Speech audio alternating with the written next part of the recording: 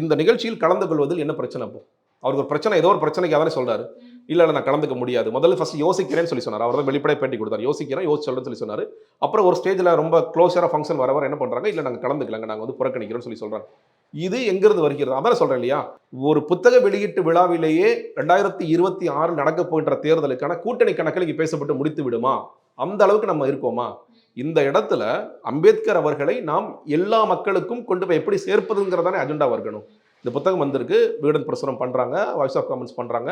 2 பேரும் சேர்ந்து இந்த புத்தகத்தை எல்லா மக்களுக்கும் கொண்டு போய் சேர்ப்பது எப்படிங்கிறதா சரியாக இருந்திருக்குமே தவிர, இல்லங்க இது கூட்டணிக்கான மேடை. 2 தலைவர் பக்கத்துல உட்கார்ந்துட்டாங்க. 2 பேரும் பேசிட்டாங்க. இப்படிங்கிறது எப்படி சரியாக இருக்கும்? இப்போ நம்மளும் வந்து அரசியல் களத்திற்கு வர்றோம். எல்லோருமே அரசியல் மயப்படுத்தப்பட வேண்டிய அவசியம் இருக்குன்னு சொல்லி சொல்றோம். நிறைய பேர் நீங்க அரசியல் மயப்படுத்த சரியான தலைவராக அம்பேத்கரை நீங்க எடுத்திருக்கீங்க. இதே வழியில நம்மளாம் போகணும், பயணிக்கணும்னு சொல்றதுங்கிறது வேற.